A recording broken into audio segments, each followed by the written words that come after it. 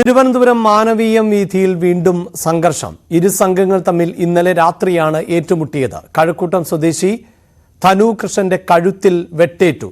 Criminal കേസിലെ പ്രതിയായ വട്ടിയൂർക്കാവ് സ്വദേശി ഷമീറാണ് വെട്ടിപ്പരിക്കേൽപ്പിച്ചത്. പ്രതികൾ ലഹരി ഉപയോഗിച്ചിരുന്നു എന്ന് സംശയിക്കുന്നതായി മ്യൂസിയം പോലീസ് അറിയിച്ചു.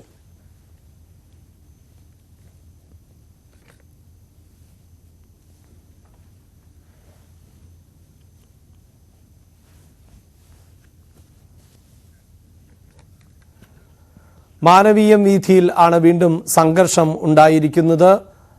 ഈ സംഘർഷത്തിൽ ഒരാൾക്ക് പരിക്കേൽക്കുന്ന സാഹചര്യം കൂടി ഉണ്ടാകുന്നു.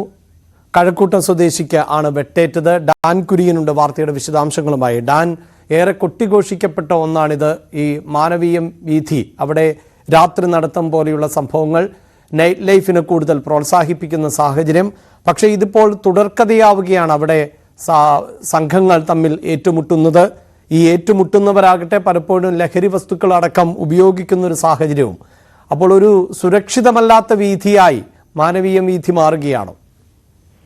അഭിലാഷ്, ഒരു ഇടവേളയ്ക്ക് ശേഷം വീണ്ടും ചോര പൊടിയുന്ന സാഹചര്യം മാനവീയം വീഥിയിൽ ഉണ്ടായിരിക്കുകയാണ്. ഇന്നലെ രാത്രിയാണ് ഇരു സംഘങ്ങൾ തമ്മിൽ മാനവീയം വീഥിയിൽ ഏറ്റുമുട്ടുന്ന ഒരു പശ്ചാത്തലം ഉണ്ടായത്. അവിടെ ഈ ഷമീർ എന്ന യുവാവ്, ഇയാൾ വട്ടിയൂർക്കാവ് സ്വദേശിയാണ്. നേരത്തെ മലയൻകീഴ് പോലീസ് സ്റ്റേഷൻ അടക്കം ക്രിമിനൽ കേസുകളിൽ ഉൾപ്പെട്ടിട്ടുള്ള ഒരു പ്രതി കൂടിയാണ് ഷമീർ.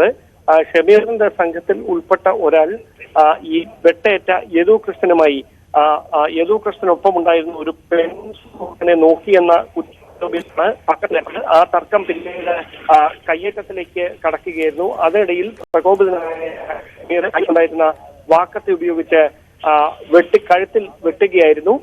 ഗുരുതരമായ പരിക്കാണ് ഈ യദു കൃഷ്ണന് ഏറ്റിരിക്കുന്നത്. ധനുകൃഷ്ണനെ സ്വകാര്യ ആശുപത്രിയിൽ ആശങ്കാജനകമല്ല കാര്യങ്ങളെങ്കിലും മാനവീയം വീഥിയിലാണ് വീണ്ടും സംഘർഷമുണ്ടായിരിക്കുന്നത്. ഇരു വിഭാഗങ്ങൾ തമ്മിൽ ഏറ്റുമുട്ടുകയായിരുന്നു. അതിൽ ആക്രമിച്ചവർ ലഹരി വസ്തുക്കൾ ഉൾപ്പെടെ ഉപയോഗിച്ചിരുന്നതായാണ് അറിയാൻ സാധിക്കുന്നത്. കഴക്കൂട്ടം സ്വദേശിക്കാണ് ഈ അക്രമത്തിൽ വെട്ടേറ്റത്.